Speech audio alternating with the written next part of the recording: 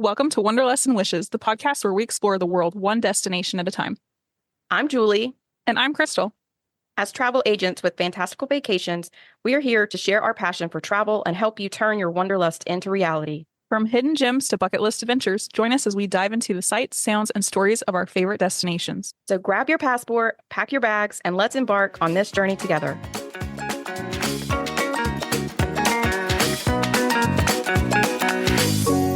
Hi, everybody. Welcome back to Wanderlust and Wishes. This is episode 21. We are going to talk about the remaining Walt Disney World accommodations. There are other great accommodations. We are going to talk about Fort Wilderness Resort, which is a Walt Disney World resort. And then the other two will be the Swan and Dolphin and Shades of Green. That is for our wonderful military. Okay, so to jump right in, we're first going to talk about Disney's Fort Wilderness Resort and Campground.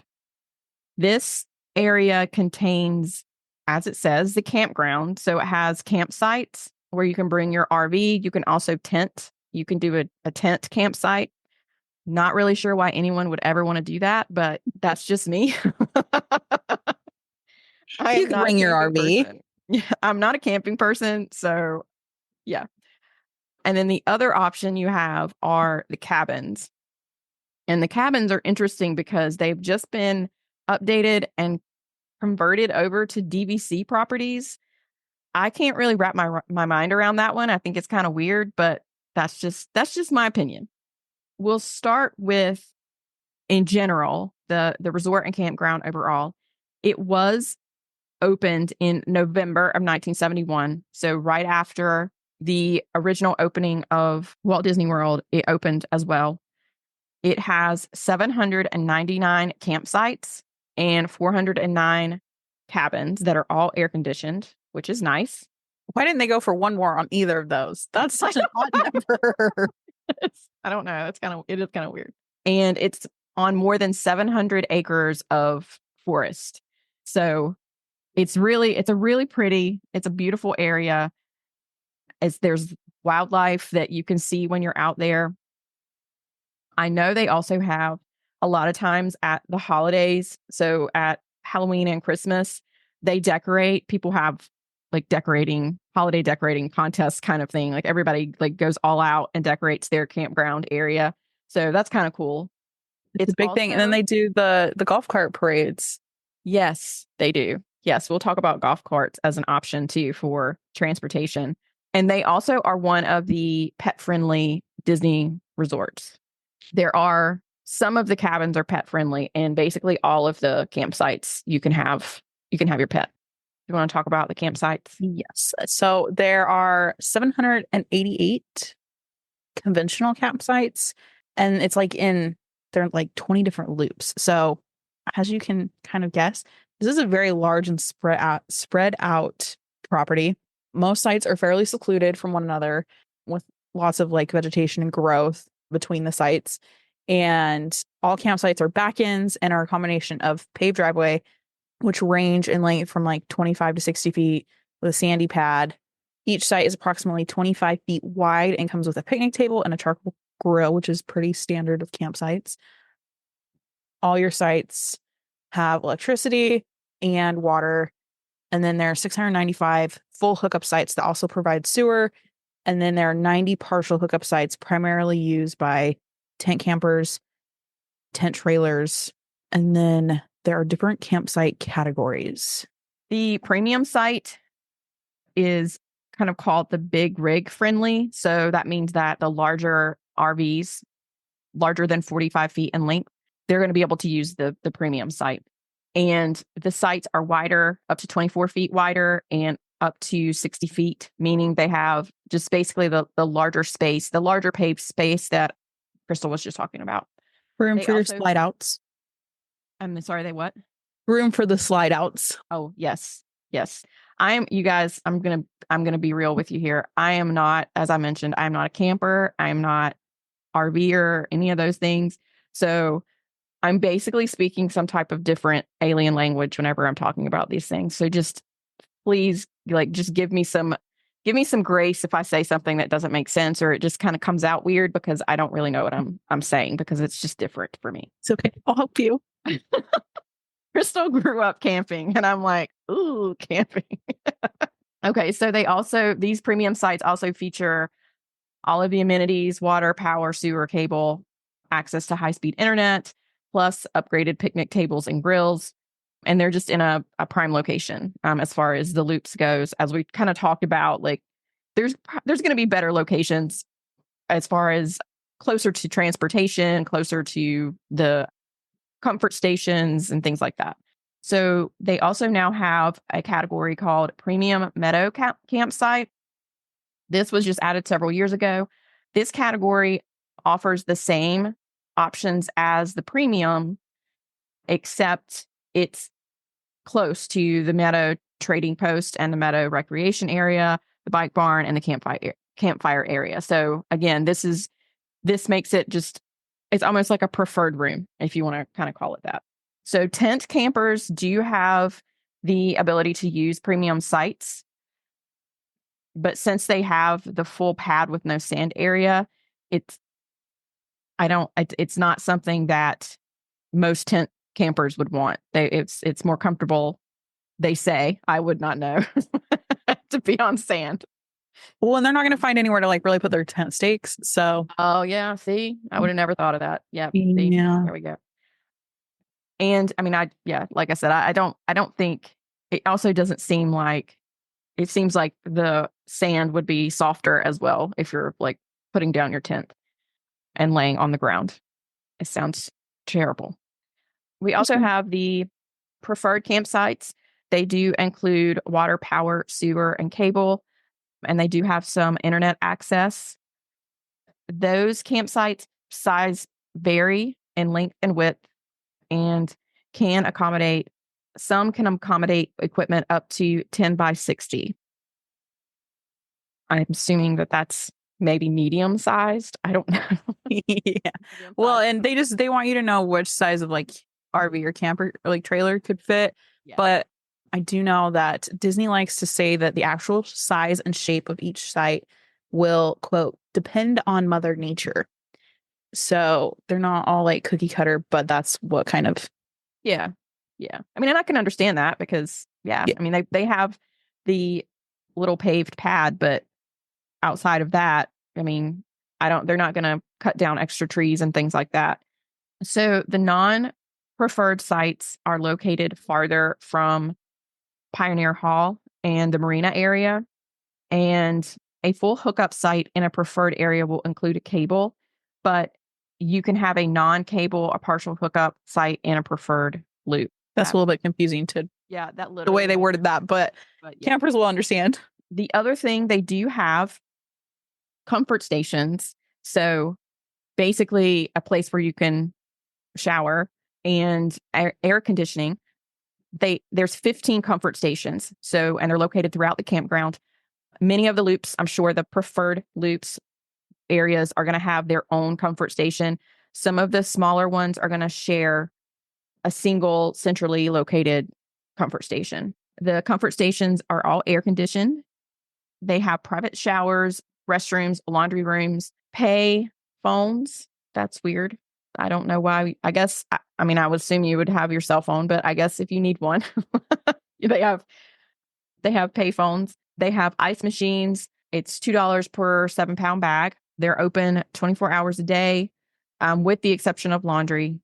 The comfort station doors have security locks that are activated from midnight to 6 a.m. So you would just need your Magic Band or your phone to be able to get into that area.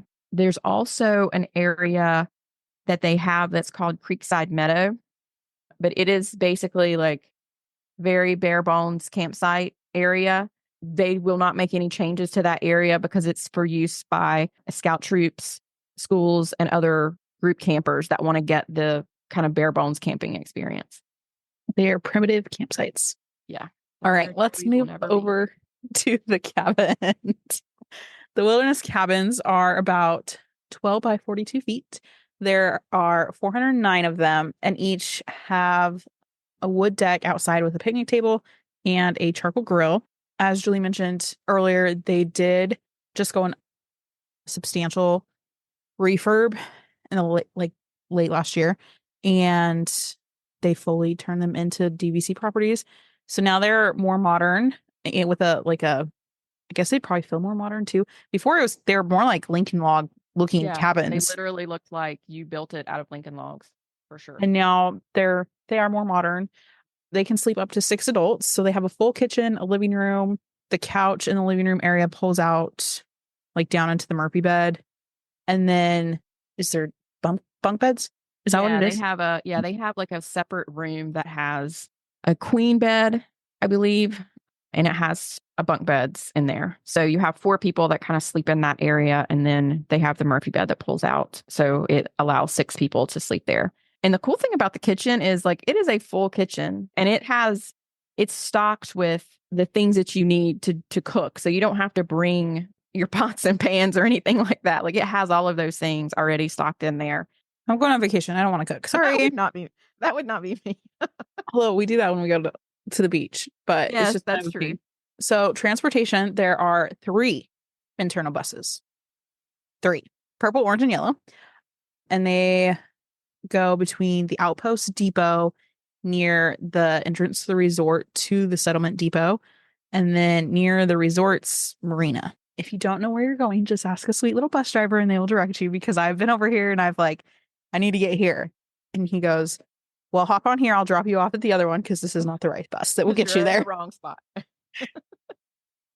Guests use these buses to travel to points within the resort, and then buses announce each stop throughout the sound system as well as on like the LED sign.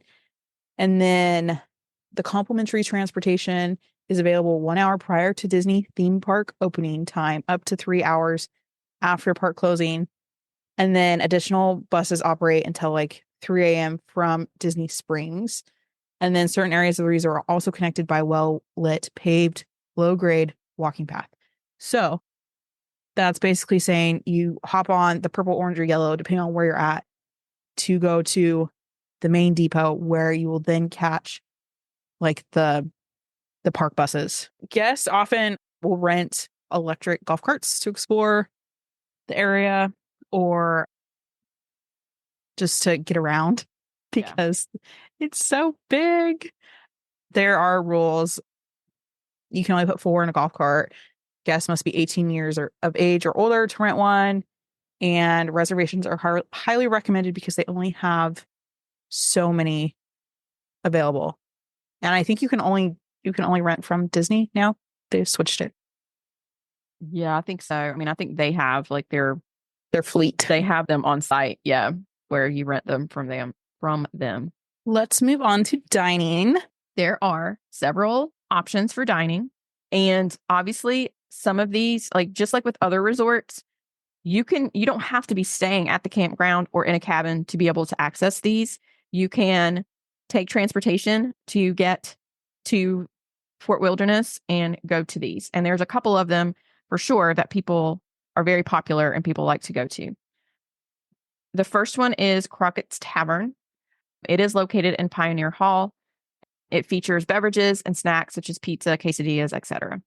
They also have Trails End restaurant. It was previously a table service and it was refurbed or kind of changed. They changed the concept of the whole place to where it's more of a quick service that reopened in July of 2023. And they have more of a kind of grab and go or food court type environment. They also have hand scooped ice cream and the famous strawberry shortcake that was made famous by Hoop-Dee-Doo Musical Review. So speaking of the Hoop-Dee-Doo Musical Review, it is an all-you-can-eat dinner show that's held nightly at Pioneer Hall, and it is really popular, and it was actually gone for a while after COVID, and I think it came back and everybody was super excited, and it's been going strong ever since. I just heard a fun fact about this, that it was started as like a college project for the summer, and it was so popular and rave reviews that Disney kept it. And ever since, it's been like this like hard to get, must do reservation. Oh, that's so fun. Yeah, so it's been going, except for COVID, for basically since the fort opened. That's so fun. Yeah, it's so popular, and it's popular for a good reason. And then they also have a couple of quick service options. The Chuck Wagon offers an assortment of burgers and salads. And then they have the Meadow Snack Bar that is located at the Meadow Swimming Pool. It serves up salad, sandwiches, hot dogs, and snacks. There are 2 heated outdoor swimming pools available at Fort Wilderness. The main pool is located near the Meadow Trading Post in the center of the campground, and the second smaller pool is located near the cabins. They both have like lounge chairs and tables and open 24 hours, but lifeguard hours vary seasonally. The main pool, the Meadow Swimming Pool, the Meadow Trading Post has just been enhanced with themed water slide, hot tub, children's play area. And you can, as always, you can always ask cast members about like pool activities going on. Okay, I want to talk about the next one. Did you know you can ride horses? They have trail rides at Disney. This is on my list. I'm going to do this one day. They have guided horseback rides at the Tri-Circle D Ranch. So it's called Tri-Circle D because it's their brand. And when you put 3 circles together, it's in the shape of a Mickey. Yeah. So for anybody who ever wondered, the rides are approximately 45 minutes. Riders must be at least 9 years old and 48 inches tall and can weigh no more than 250 pounds. Nothing can be carried while on horseback. Small storage lockers are available to hold your cameras and backpacks at no extra charge. And you cannot have open-toed shoes. You do not want to get stepped on. It hurts like a son of a gun. And then parents must sign a consent for all children under 18 years old. Is it on here? This is definitely on my list too. This is definitely something that I would love to be able to do. Even if it's just to go to see the horses, that is such a fun activity because you can go and just say hello to the horses. If you don't want to do a trail ride, you can still see that. So we're going to talk about all the other recreational activities, but while we're talking about the trail rides, they do have pony rides at the stables for kids. So you have to be at least 2. You can't weigh more than 80 pounds, and they'll give you a helmet, and it's like $8, and they'll go around the loop a couple times. So my 2 kids actually did this. Maybe it was last September. I thought it was hilarious because I grew up on a farm. I grew up on a ranch riding horses. They ride my horse when we go home all the time. So they were so excited to ride this pony. I'm like, can't believe I'm paying for you to ride a horse, but whatever. Not many people can say they ride horses at Disney. So that was a fun little adventure. It was just a interesting adventure to get there. That is the biggest drawback. So I guess we can go back and talk about all the other recreational activities. So there's a ton of stuff to do at Fort Wilderness. They have tennis courts. They have equipment available. If you don't have your own tennis racket, you can get some there. It's open from 8 to 6 daily. They have an archery experience, which I think would be really cool and a little scary at the same time. It does look like it is a compound bow. So if you're worried about that, it's easier with the compound. I don't know what that means. So well, and I guess that there's probably some of our followers who don't know. A compound bow has like a bunch of strings. And if it's not, it's just like the single primitive string. Best way to say is with a compound bow, you don't have to work so hard. Once you get it pulled back, it kind of does the work for you. Okay. And like holds the arrow already in there. Got it. Not Pocahontas type single string. Or Merida. Yes. Okay. And this is open to resort and non-resort guests. So you don't have to be staying here to be able to do this. Yeah. You have to be at least 7 years old. The experience is 90 minutes long and it does cost $39 per person. It includes the equipment, so you don't have to bring your own bow and arrow. And it can be booked up to 90 days in advance. 90 days? Yeah, isn't that different? Yeah. But you know what? Some of those experiences, they say you can do that. But then when you call, it's like a crapshoot as to when they actually become available. So that's another good reason to use a travel agent because they'll continue to call and check for you instead of you having to call every day to check on whether it's available or not. They have specialty cruises that go around Bay Lake and Seven Seas Lagoon. And they do have the option of ending with a special view of Magic Kingdom fireworks, which is kind of cool. We talked about Tri-Circle D Ranch, that you have the trail rides, and then you also have pony rides. And then you just have the stables that you can go and hang around there. They have blacksmiths that can shoe a horse, and you can see all of that. It was very interesting to talk to the workers there because they're assigned like the same horses. And any of, like Cinderella's horses or any of the ones in the parades or the weddings, they're all kept here. And it's quite amazing. But the trail rides, I do remember, they are kind of more, they don't leave from here. There's a different location. So they keep the trail horses different than the fancy horses. Oh, I see. Yeah, that makes sense. They have several different playgrounds around the Fort Wilderness area. They have nightly wagon rides at Pioneer Hall. They also have private carriage rides. They have special options during the holidays. So they have a little like extra holiday flair. Bicycle rental, fishing. With fishing, it is a guided fishing experience. So you don't go out by yourself. Someone goes with you. And you have the option to, depending on what you're doing, you can pay for like half the day versus the whole day, or, something like that. And then you also, they do provide you with gear. So you don't have to bring any of that stuff as well. They are, as you would expect, it's catch and release. So you do not get to keep your fish. And then you also have the option, if you don't go out on a boat, you can do casting rod fishing for it's $6 per half hour or $12.50 per day, which seems a little askew to me. That's a lot. Like for 30 minutes, it's $6, but you can do the whole day for $12.50. I am curious about the fishing permit. I'm going to have to look into this. I have had guests do this and they had a great time. So did they need a Florida fishing permit? No, I just called and booked it. You do have to pay for it. Like a lot of the experiences, you have to pay for it at that time when you call it in. But to be honest with you, I don't remember the price, but I don't think that it wasn't very expensive. And I think it was for like 3 hours. Yeah, they had a good time. Awesome. They have sand volleyball courts. They have horseshoes and shuffleboard. They have basketball and tetherball courts. They have an arcade. We talked about the swimming pools. They have a white sand beach. You can rent boats and watercrafts from the marina. They have the pontoon boats, and then they have sea racers. You have the ability to rent these 3 different types of boats and go out on the water, it's pretty cool. Parent or guardian signature is required for drivers 12 to 18 years old. Yeah, I am not letting my 12-year-old drive a boat. I don't care. Well, so I think that the sea racer are probably, I'm guessing they're more like the wave runners if drivers only need to be 12, because they're only 32 for the half hour and the boats are 45 for the half hour. They also have, in addition to that, they have water skiing and wakeboarding. What? Yeah. Like, what the heck, man? All these things. I want to go parasailing. And then they have the Fort Wilderness Exercise Trail, which is more my speed. It's a 2.3 mile paved and sand path.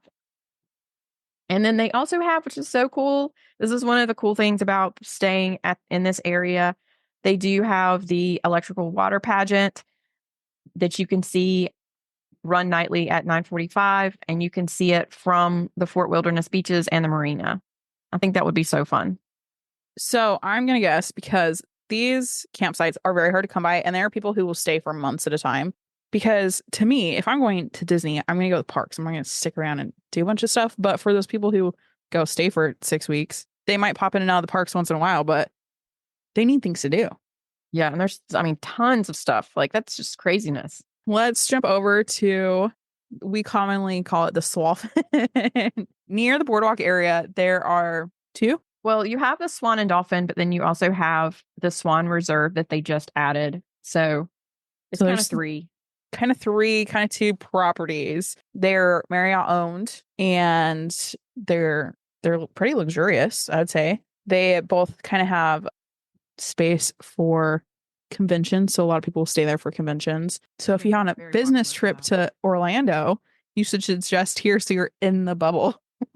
So the Swan and Dolphin, they have standard rooms, suites, and club level rooms. And then some of the dining that they have Shula's Steakhouse, which is very popular, which is your classic American steakhouse. There's Todd's English Blue Zoo, a fine dining experience focused on coastal cuisine. Il Molino, New York, Trattoria, Italian restaurant featuring rustic, Abruzzi region flavors, including fresh pastas and seafood. Rosa Mexicano, a modern take on traditional Mexican. Kimonos, a sushi bar. Amar, Mediterranean-inspired cuisine with vibrant flavors from Greece, Italy, and beyond. And then there are some casual dining options. You have the Cabana Bar and Beach Club, which is the poolside spot with light bites and refreshing drinks. The Fountain, a dinner-style restaurant known for burgers, sandwiches, and ice cream sundaes. The Garden Grove, an outdoor-inspired venue offering breakfast and lunch with casual vibes. The Splash Pool Bar and Grill, quick service spa offering casual poolside fare. Then there is Tangerine, the Mediterranean-inspired quick bites near the pool. Moving on to quick service, we have the Pickaboo cafeteria-style dining with various food stations. There's Fuel, which is a grab-and-go market, sandwiches, coffee, frozen yogurt. There's Java, a coffee bar offering specialty coffees, your teas, pastries, light bites for breakfast and lunch. There is Chill, which is a casual poolside bar serving drinks and light snacks. And then Grounds is also a coffee shop at the Swan Reserve with breakfast items, deli sandwiches, and pastries. And then I won't name all the lounges because it looks like most of the restaurants have like an accompanying lounge. So there's basically anything you could want, from fine dining to quick service and grab and go. Yeah, they have a ton of dining options for sure. From amenities, they have a fitness center. They do have a spa, Mandara Spa. They have a conference center area. So as Krystle mentioned, lots of places have their conferences at this location. So they have lots of rooms for like ballrooms and conference rooms, etc. They have your on-site shops, and then they have tennis and basketball courts as well. For pools, they do have a main pool. It's a large tropical themed pool with a sandy bottom, water slides, and hot tub. They have a quiet pool that can be used as a lap pool or just to kind of sit and hang out. And then they do have a designated area for children that has some water features for them to play in. Transportation, you do have complimentary buses and boats to the Disney theme parks, as well as to Disney Springs. There are walking paths that are easily accessible to Epcot and Disney's Hollywood Studios. And then your rideshare services, your Uber and Lyft. Their Disney transportation is not always as reliable as the normal Disney transportation. It's not as frequent. So I do know that people will walk over to the boardwalk and hop the buses there. Just if their bus is going to be 30 minutes and the boardwalk one might be 10 minutes. So keep that in mind. And it's not, also just as an FYI though, it's walkable, but it's not like it's to Epcot and Hollywood Studios, but it's not like it's not like a super quick walk. Like it's, what do you say? What do you think? Like at least 20-minute walk? Like, yeah, you're quicker to Hollywood Studios. It's probably 25, 30 minutes to Epcot, unless you want to hop on the friendship boats, but they're not always the quickest. No. Either quicker to Hollywood Studios. I do want to add, and most of this stuff, most of the things that we just talked about is also the amenities and the dining and things that also covers the Swan Reserve. It was just opened in late 2021. So it's a brand new building and it's right next to the Swan and Dolphin. It actually, to me, I feel like it looks almost a little out of place because the Swan and Dolphin are so different and so unique in the way that they look. I mean, it's literally looks like a swan, and then the other has dolphins all on the top of it, and they almost look like big trout. Yeah. I mean, honestly, the architecture, it's very unique. In my opinion, it's a little gaudy, but as far as the interior and the accommodations and the amenities, it is a really nice resort. The interior is super nice. Like on the deluxe level, it's just not officially a Walt Disney World Resort. And so there are some things that you sometimes have to give up because of it. Like just like the transportation, it's a small thing, but to some people that's a big deal. And it kind of ruins the vibe. You have the benefit of early entry. And if there's late park hours, it also is included in that. So that's a nice perk that you do get. You also get within the 7-day window for making lightning lanes. It's included in that. The one thing it won't do is if there's a promotion on Walt Disney World Resorts, that's not going to be included because it's a Marriott property. So it's separate from that. But there's a lot of things that it does include as part of the benefits of this resort. And if you like mini golf, the Swan Reserve is right across the street from Fantasia Gardens. It's like the closest property. We found that out because we had to get there. Walk through that. The next and kind of in the last resort that we're going to be talking through is Shades of Green.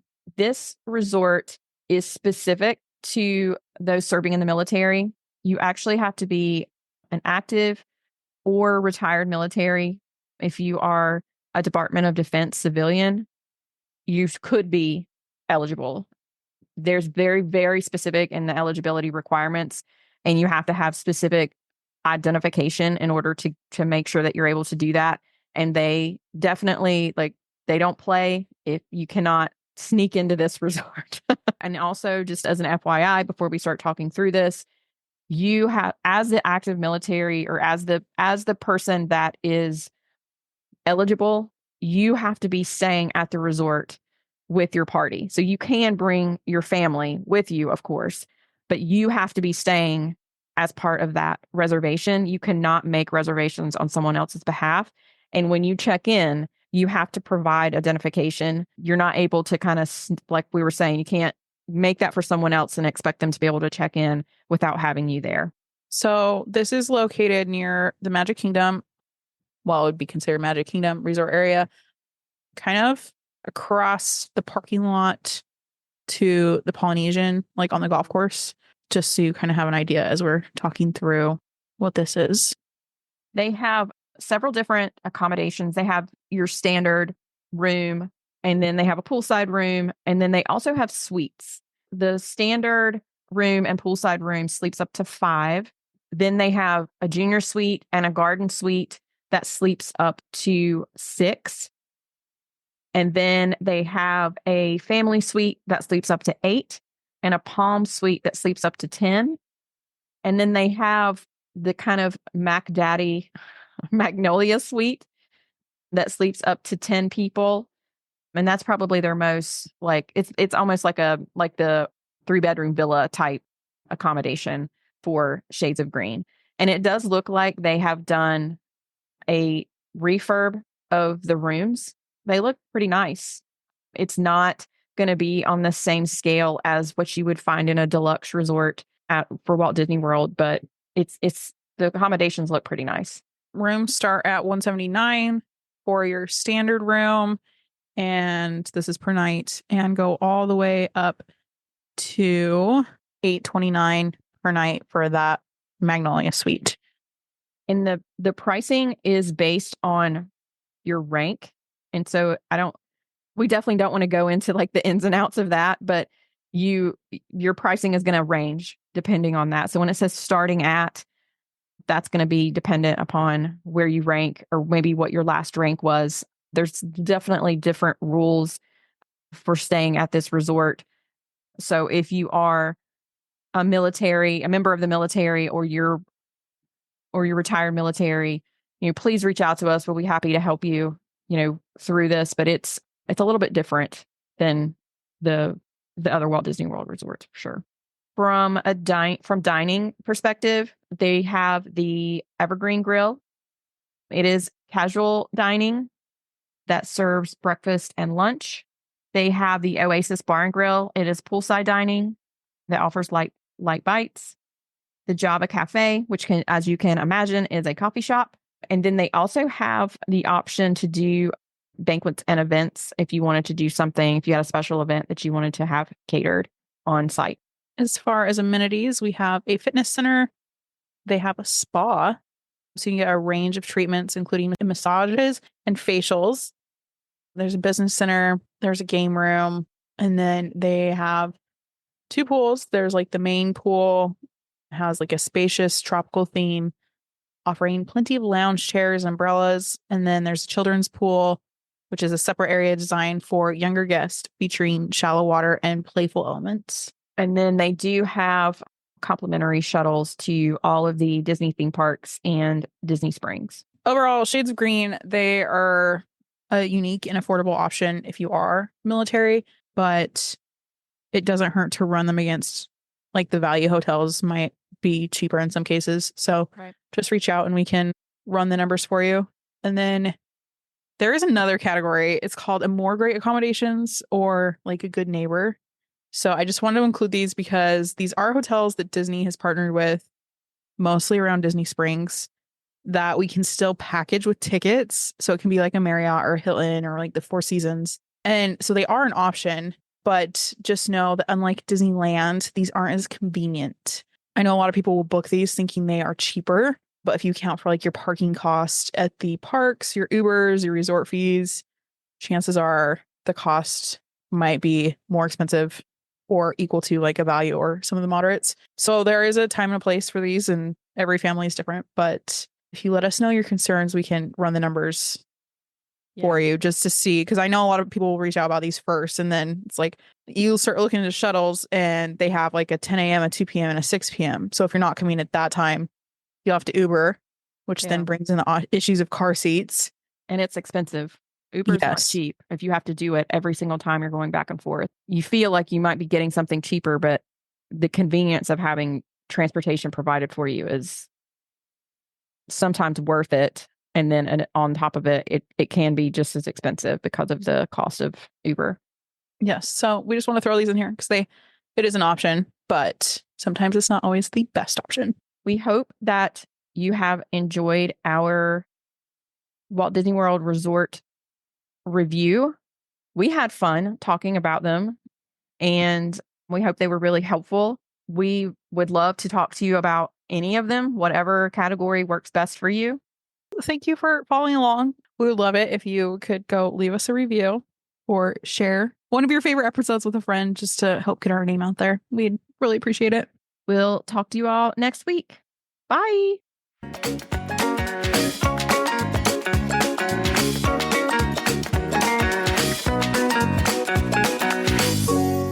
Thanks for tuning in to another episode of Wanderlust and Wishes.